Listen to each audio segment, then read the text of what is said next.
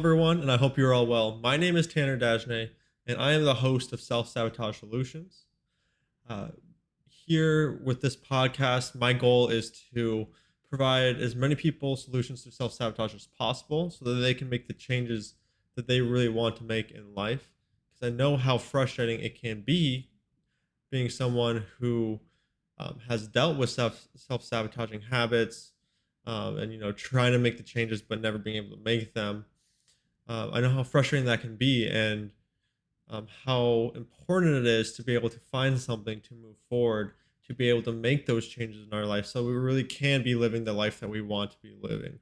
And I know for a fact that all of us can do this.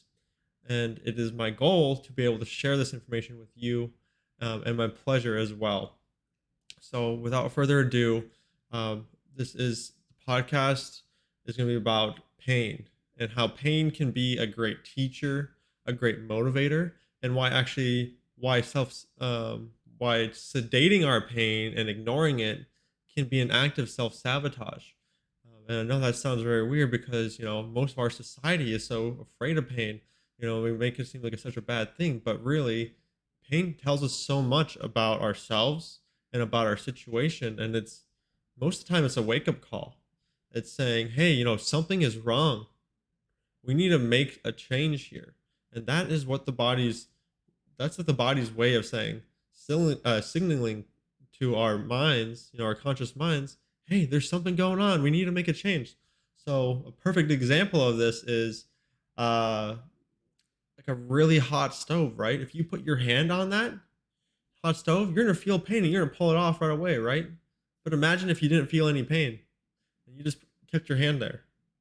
You'd burn your hand to a crisp. You'd burn it so bad.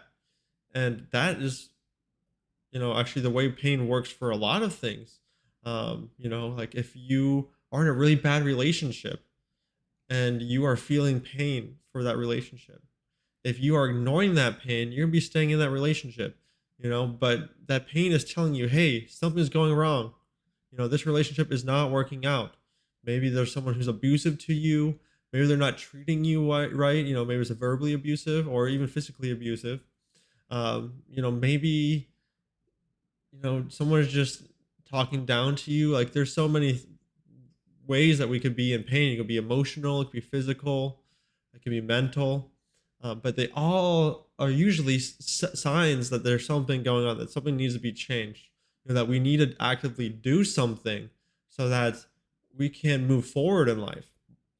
And that is what I want to talk about today, because for me, for the longest time, I was avoiding my pain. I was sedating my pain.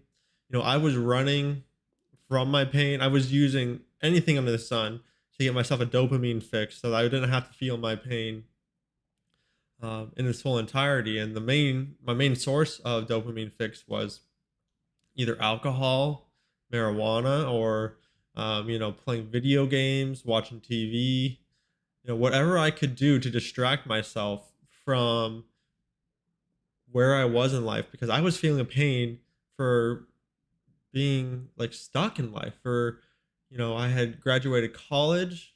If you haven't heard my story, I told my self sabotage story in my last podcast, but I had graduated college with my economics degree and I wasn't able to get a job with my degree. So I felt stuck.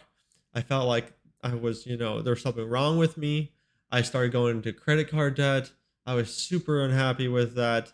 On top of that, I was just eating unhealthy the whole time, treating myself like garbage.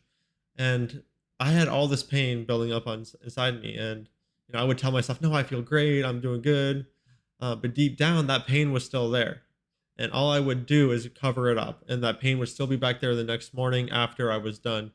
Once I came down from my high, um, and obviously with alcohol, the next morning was even worse because I had that hangover. So I had the pain over the hangover. I had the pain that I had sedated myself from the night before, and it hadn't been dealt with. It's just like a band-aid you throw on. It doesn't actually deal with the root cause of the problem. And the root cause of the problem for me was that I needed to make changes in my life. I needed to move forward. I needed to believe in myself. I needed to, do so many different things. I needed to stop spending money. I needed to do all these things, right? And I think so many of us get stuck in this trap of avoiding our pain. And when we allow ourselves, we stop sedating ourselves, and we allow ourselves to sit with that pain and listen to it and really understand why we're feeling that pain. Then it allows us to know, hey, what do we need to do to move forward? And then you know what's awesome? We can actually use that pain as motivation, as a fuel to move forward. We know we don't want to feel the pain. It's you're not supposed to be sitting in pain forever. And that's really what when you're sedating pain, it just keeps you in a cycle of sedating your pain and the pain's there, still there. But then it keeps adding up because you never actually dealt with the pain before. So it gets worse and worse and worse. And then that gets into a depressive state. You start getting anxiety, you um, start getting fearful of things, you start getting super stressed out. And I want to talk a little bit about stress as well, because I think stress is a form of pain. Like if you're feeling extremely stressed out, sometimes you need to make a change there as well. So, like if you are extremely stressed and worrying about things, that's kind of like a pain. You need to stop focusing on the things you can't control and just start taking action on the things you can control. But let's get back to pain specifically, because I think that is really what I want to focus on for this podcast. So, pain. So many people avoid it. And once again, we need to focus on that pain. We need to cut out that alcohol. We need to stop smoking the marijuana. We need to cut out, the painkillers, the cocaine, the whatever you're doing. We need to stop watching the TV. We need to stop playing the video games and just sit with ourselves. Think about what's going on. Why are you feeling this pain? As I've heard before, I think it was from JP Sears. He said, you know, you got to let the pain train run over you. And that kind of stuck with me because, you gotta let that pain train run over you so you can know what it's telling you. You gotta let it take its deep effect on you, so you know that, hey, I don't want to be living this life anymore. I can't be doing this any longer. I'm feeling this pain in its entirety, and it's telling me I gotta make these changes. I gotta move forward in life. And if you are sedating that pain, you're doing yourself a disservice. You are actually sedating the best part of yourself. You're sedating your best life because you are allowing yourself to stay comfortable with where you are currently. And that's really what sedating our pain does, is it allows us to feel comfortable with where we are. And that was one of my biggest problems with marijuana. In my opinion, marijuana is a lot better than alcohol, but its main problem is it allows you to feel good with where you are in life, which in some ways that's good, but in some ways it's bad because you're ignoring what is wrong in your life. You're ignoring what you need to be making changes with. It allows you to be content with where you are.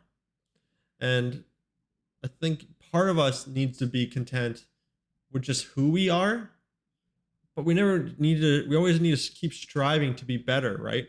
We always want to keep moving forward in life. If we get stuck, if we just idle out, that's when things start going wrong in life. That's when we start encountering self-sabotage. That's when we start getting depressed because we're not moving towards where we want to go in life. Um, and I think that's very, very important for all of us.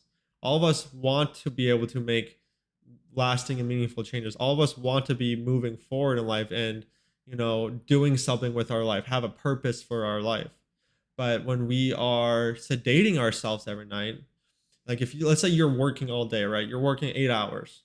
You get home and you're just like, man, it was a hard day. I'm going to have myself a drink. Well, you start drinking. What are you going to do for the rest of the night? Are you going to do anything that's going to be productive?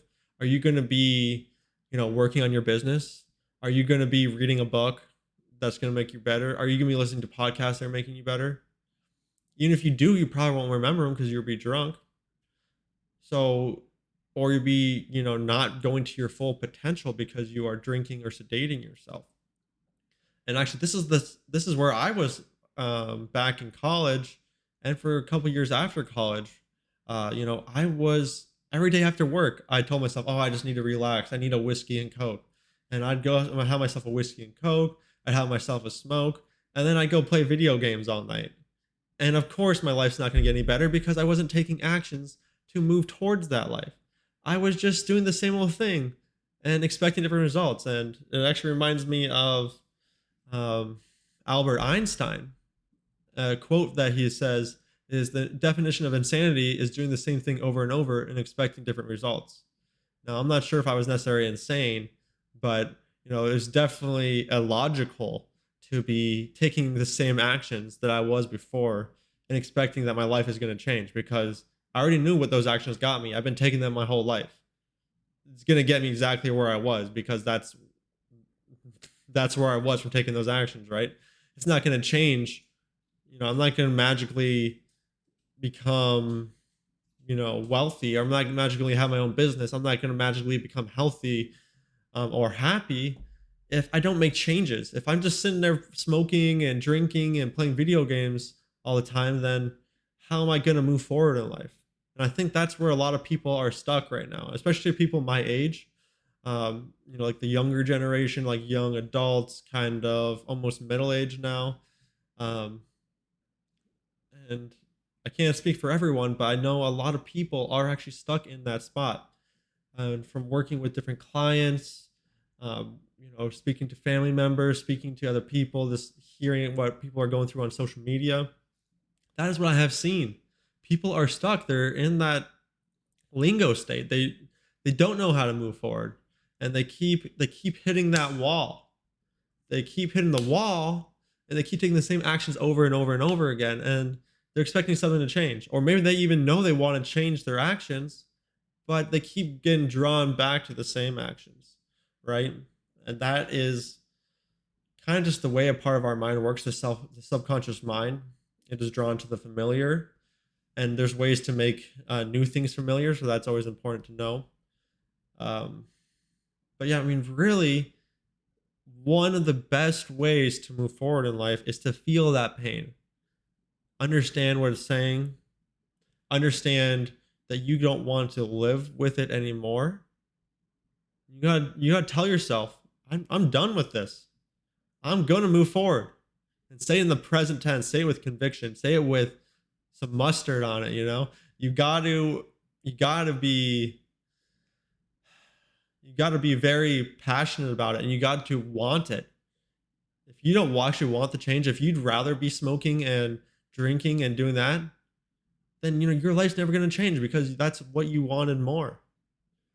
And that's where people encounter the procrastination because they haven't thought about this long enough. They haven't thought about um, why they need to be motivated. They haven't thought about what they're going to lose if they don't make these changes. They haven't thought about every little thing.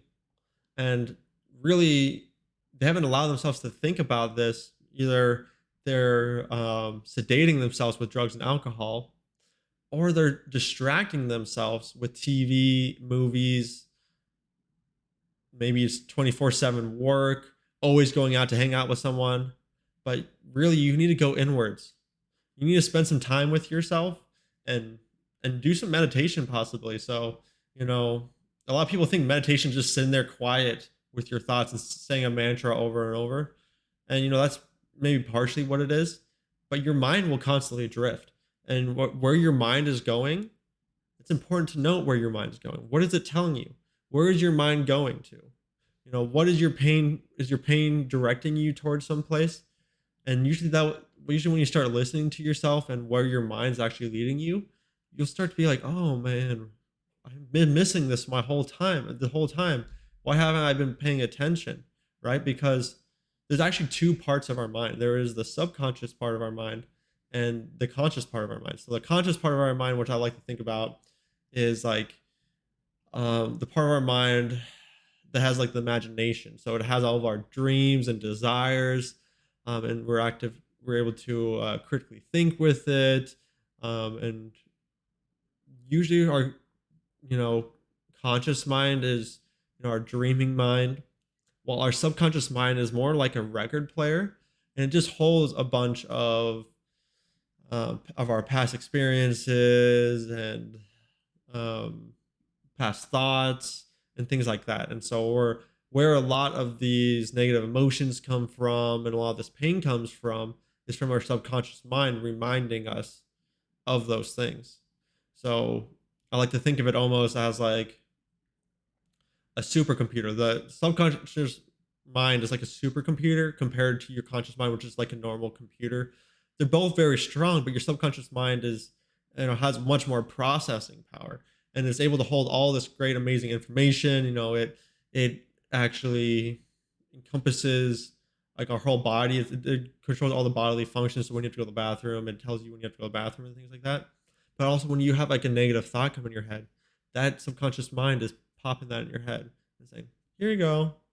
And usually it's doing that because that's what's familiar in your life and that's something that you've been holding on to. So usually and usually the more times when we've thought of something or experienced something and the more traumatic, the more emotional it was, the more times we visualized it, the more times or the more likely we're going to be drawn to it because that's the way subconscious mind works is, the more repetition, the more visualization, the more emotion has to do with something. Um, those kinds of things will be like burnt into like the hard drive of our subconscious mind, and then those things will often come back up in our thoughts, and that's why so many people after like a traumatic experience can't stop thinking about it, and it's very you know traumatic for them when they do think about it because the subconscious mind kind of just replays it for them. So what you need to do is allow yourself to hear what the subconscious mind is telling you. Why is it telling you this? Allow yourself, acknowledge it, and then find a step to move forward. Like if it's telling you that you are feeling unhealthy, if you're starting to get sick a lot often, you need to make some changes with what you're eating or how you're sleeping, or you need some exercise in your life. You need to stop drinking. You need to stop treating your body like crap, like a garbage compactor.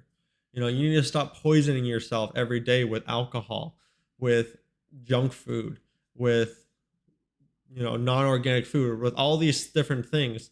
And there's so many different things that are negatively affecting our bodies. And it's important that we are the ones who are addressing it because it's up to us to be able to be the ones to protect ourselves. So no one else is going to protect us for us, and this has been proven. There's government agencies in play who are supposed to be protecting us, but unfortunately they don't. And there's so many products that we can talk about that have gone through the market that just are so harmful to our bodies, and nothing happens until there's a bunch of lawsuits piled up, and then something changes. And that's why it's so important that you listen to what's going on. You need to be the first line of defense for anything going wrong in your life. And when you're completely sedated all the time and distracting yourself, you just can't be that line of defense. You just can't be that person you need to be. You can't be that your conscious mind.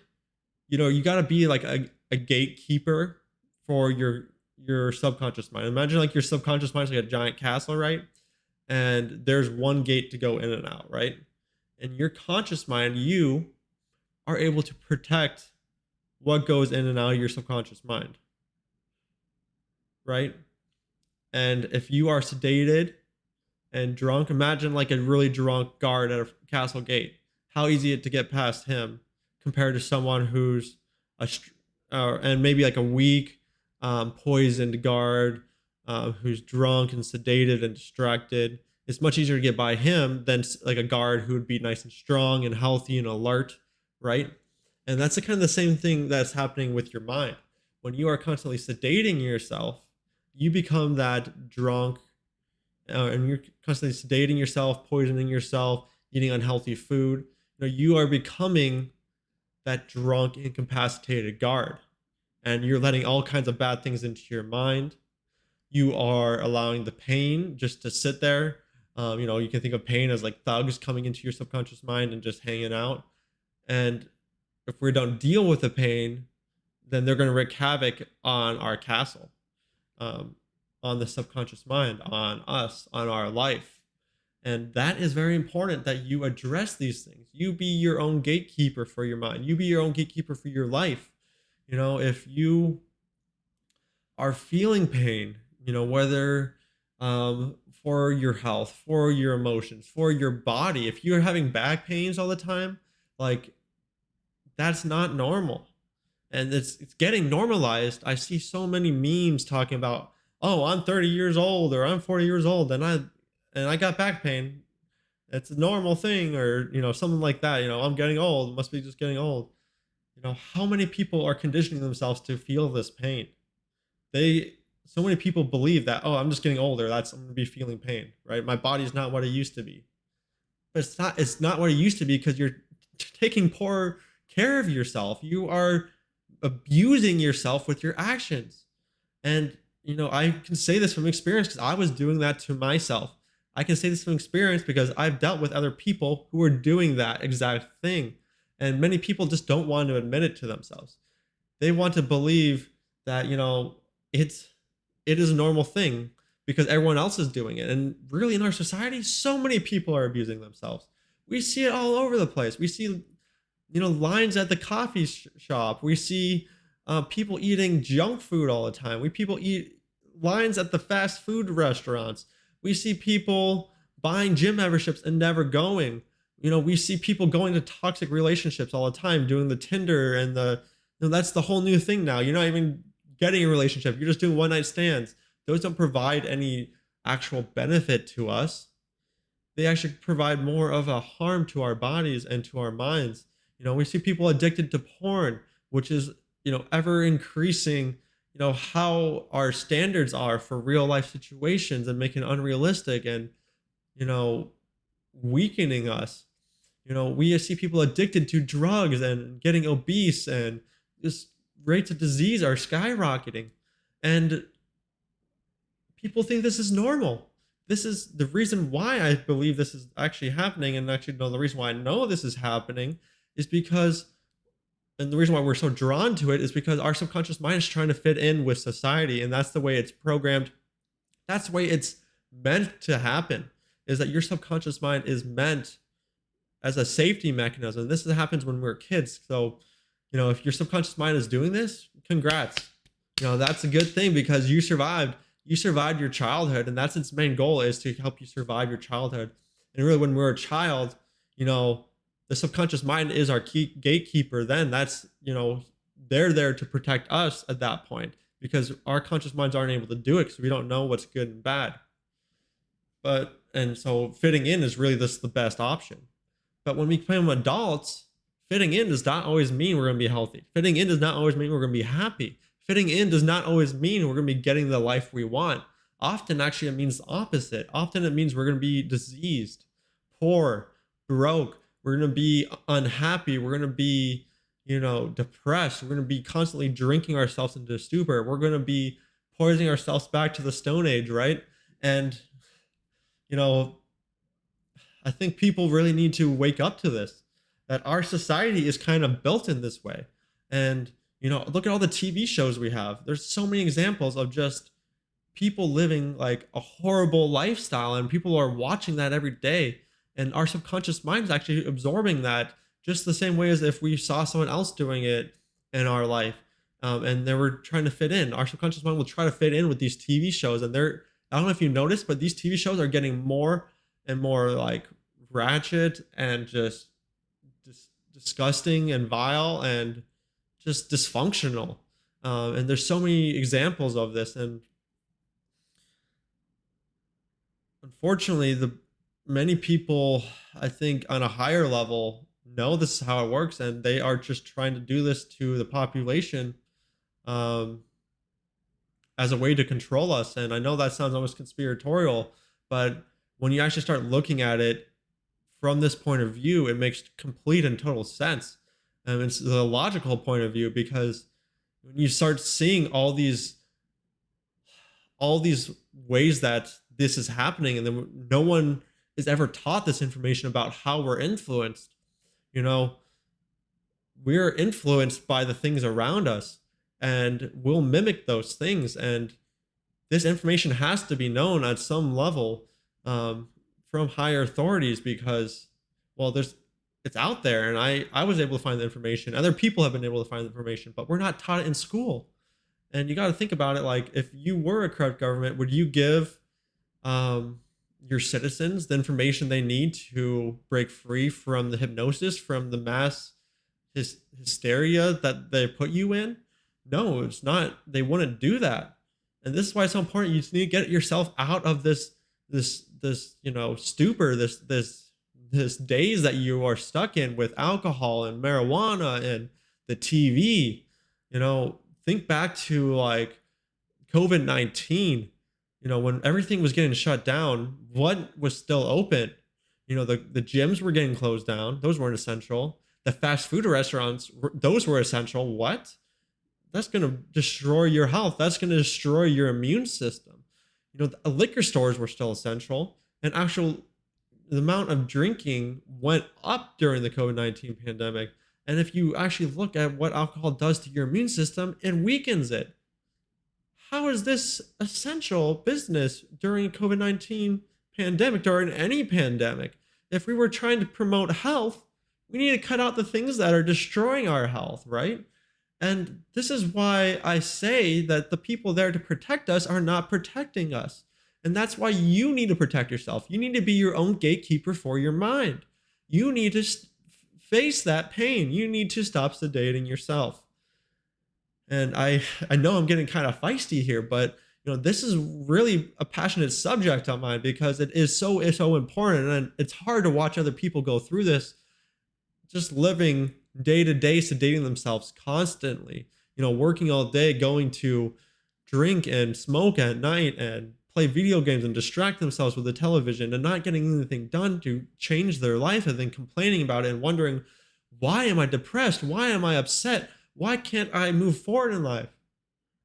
And knowing that's where I was, and I felt that exact same way, what is wrong with me? Why can't I do this? Why do I keep going back to these same actions? Well, it's because I was letting all these crappy things into my life, all these crappy influences. I was poisoning myself. I was attacking my best self, and that's really what it is. In my video the other day, I forgot to mention this, that I was avoiding my pain. That is something that's very important. I was avoiding my pain for so long, and that's why I was chasing the dopamine. That's why I was chasing the alcohol. That's why I was chasing the other things. And that is also part of the reason why I was not able to make the changes I was meant to be changing. So if there's anything you can take from this podcast, and I hope you have learned a decent amount, and I hope this makes sense to you. But if there's anything you can take, it is to feel your pain. Stop sedating yourself. If you want to move forward in life, you got to face what's going on in your life. You got to realize that, hey, I brought myself to this life with my actions, with my thinking. And how am I going to change this? Well, it's not going to be by taking the same actions and taking the same thought and having the same thoughts as I did before. I bet you anything that's not going to change it, because you're going to get the exact same thing you've had, only worse, because it's going to be compounding, because you let those negative things into your mind and your body, and you haven't dealt with them. So they're just compounding and building up, and your body's become more and more toxic. Your mind's becoming toxic, and overall, your life is becoming toxic. And if you feel like this, if you feel like you're in this situation, please know that you can move forward. You got to face that pain. If you really have tried doing this and you are struggling, reach out for help. You could reach out to help for me. I'd be love to be that person for you. But there's so many other people in this world who are teaching information about self-sabotage, about moving forward. And that brings me to my next point is, this upcoming Sunday, I'm going to be interviewing one of those people, another person who teaches how to overcome self-sabotage, another person who has experienced self-sabotage, and they're going to be sharing their story. And I'm very excited to be doing this. And that's every Sunday. I'm going to have someone different come on my show, on my podcast, to share their story and share how they were able to overcome that self-sabotage. Because I want everyone to know, no matter what situation you're in, no matter where you live, no matter if you're a boy or girl or whatever you identify as, no matter anything like that, how old you are, what your experiences were, you're able to move forward in life. you're able to make these changes. Doesn't matter how bad you were, what mistakes you made in the past. And what matters is the now. What matters is the now. We need to stop living in the past, but at the same time, you can't ignore the past. You can't ignore what happened, what brought you to that pain. And I think a lot of people are ignoring the past while at the same time living in it, which almost sounds crazy to me. It's like an oxymoron, but like they are ignoring the reason why they're in that situation, but they're traumatizing themselves with the reoccurring trauma they experienced, if that makes sense. And yeah, so part of it is feeling that pain, understanding why you're living in it. And then once you understand why you have that pain, you need to take actions, new actions, and think different thoughts that'll bring you towards the life you do want. And that is how you make these changes. You need to believe in yourself, start living in the now then, once you've identified that stuff, and move forward. And that is something I think that's very, very important. Okay. So once again, this was all about pain and how you can use pain as motivation, how you can learn from pain. It could be a great teacher, and how if you sedate your pain, that is self-sabotage.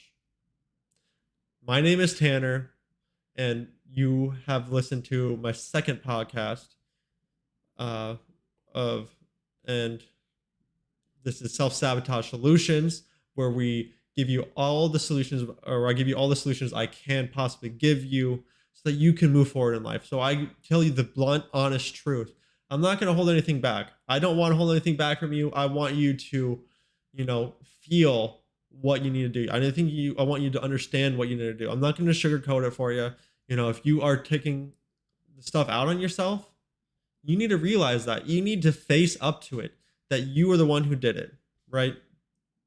Anyways, I kind of got off another tangent there, but you guys all get my point, and I appreciate you guys all listening. It was my pleasure speaking to you guys about this information, and please keep an eye out for my next podcast. I'm going to be releasing on Sunday. I'm very excited to be introducing you to my next guest, and yeah, join me on Sunday. All right. Best of luck to you guys all. Please reach out if you have any questions. And remember, ask for help if you need it. There's nothing wrong with asking for help. And if anything, if you need help and you're ignoring that fact or feeling bad about that fact for asking for help, if you don't ask for help, that is much worse than asking for help. It's much more embarrassing to avoid asking for help when you need help than to be asking for help and getting that help that you need. So I hope you all have a great day, and yeah, tune in on Sunday. Thank you.